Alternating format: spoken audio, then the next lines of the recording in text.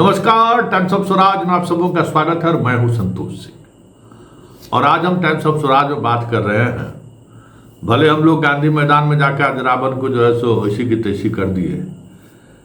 लेकिन हालात ये है कि हमारे आपके समाज के बीच जो रावण है ना, वो रावण इतना मजबूत होता जा रहा है,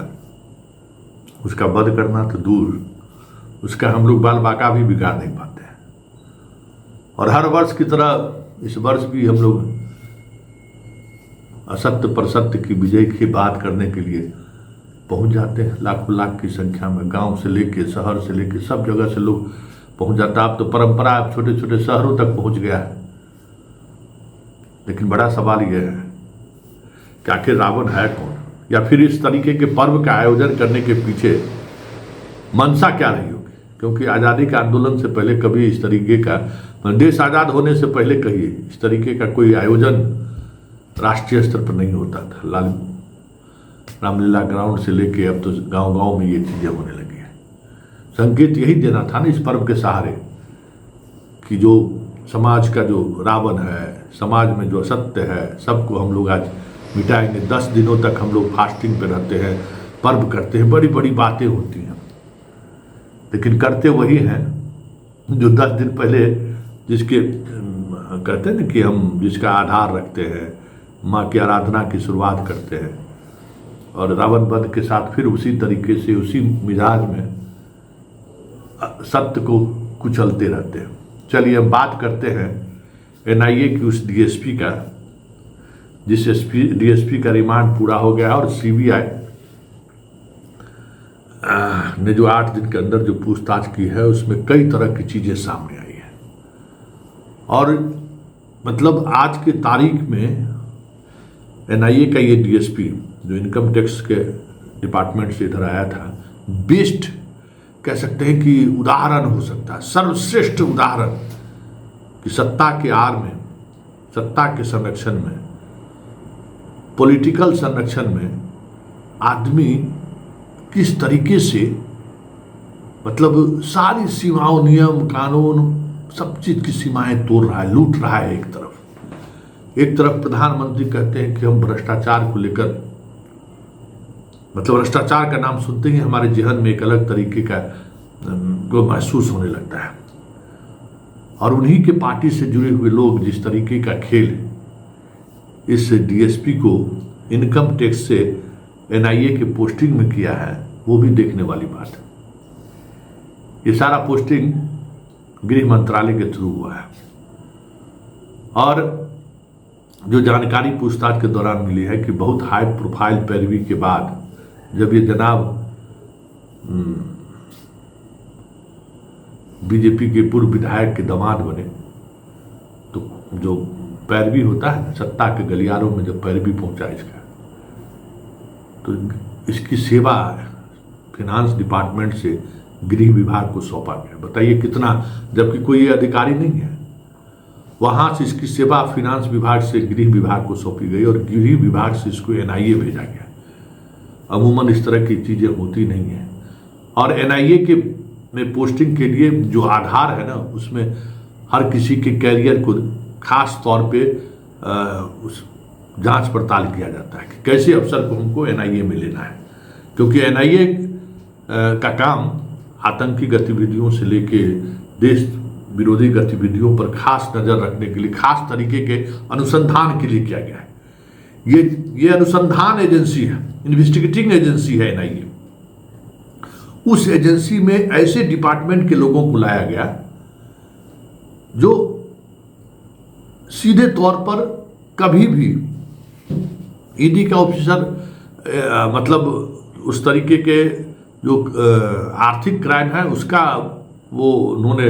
विशेषज्ञता हासिल कर दी है उनकी। लेकिन एक इनकम टैक्स का ऑफिसर, हालांकि उसी सेवा से लोग जाते हैं ईडी में भी, इनकम टैक्स के ही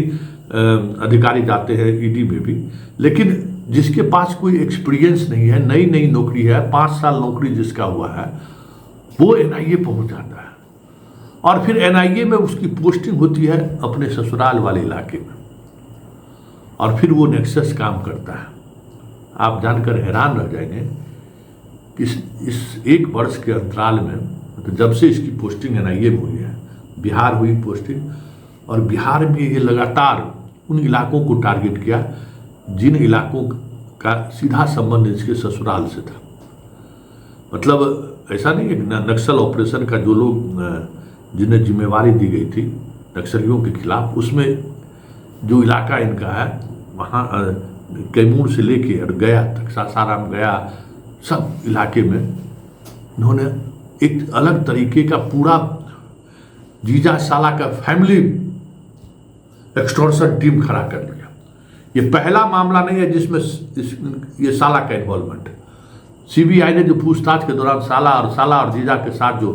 संवाद, दोनों से अलग अलग पूछताछ, फिर 7 पूछताछ में जो सामने आया है, मतलब साला का काम ही था पैसा वसूलना। मतलब परिवार के लोगों से इनको इनपुट पाई, क्योंकि उस इलाके में सभी ऐसे ही लोग क्या कहते हैं, क्रेशर के, पत्थर तोड़ने में, पहाड़ तोड़ने के, बड़े बड़े ठेकेदारी के मामले में जिस तरीके के लोग शामिल हैं, जिनका कहीं न कहीं सत्ता से एक अलग तरीके का संरक्षण प्राप्त है। और ऐसे लोग सबसे ज़्यादा हैं जो लोग एक खास विचारधारा की पार्टियां जो एकदम अपने आप को कहती है कि भाई हम तो सत्ता के संरक्षण में हम कुछ भी कर सकते हैं। ऐसे लोग सबसे ज़्यादा आपको उस इलाके में मिलेंगे, सत्ता संरक्षित लोग। तो वो उसको मदद करने के लिए, उसके टेंडर मैनेज करने के लिए, आप हैरान रह जाएंगे कि उस इलाके में जितने टेंडर हो रहे थे, उस टेंडर को भी NIA के DSP के माध्यम से ठेकेदारों को धमकी दे देकर टेंडर मैनेज किया जाता था। कभी सोच सकते हैं, टेंडर मैनेज करने से लेके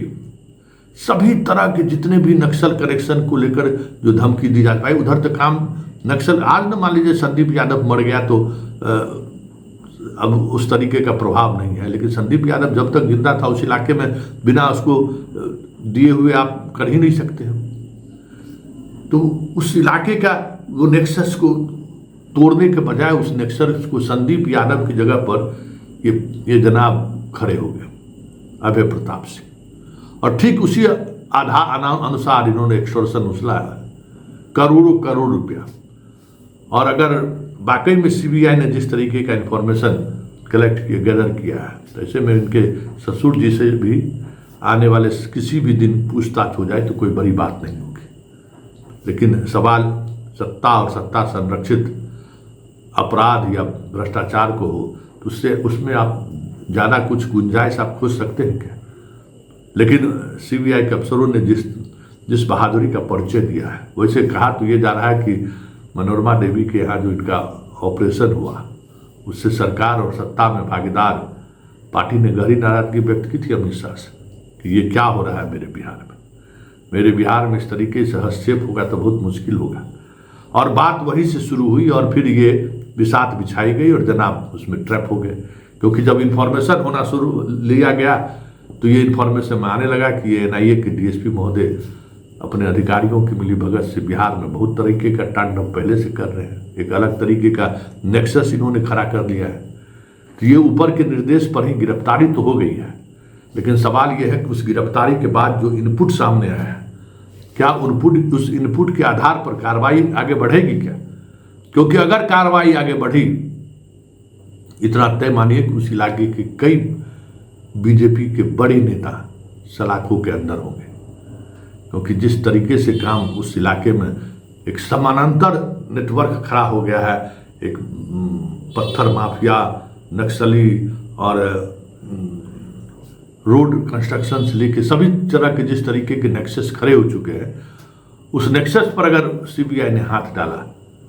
तो बहुत सारा राज खुलकर सामने आ जाएगा। वैसे जिस तरीके का संरक्षण प्राप्त है थोड़ा मुश्किल लग रहा है,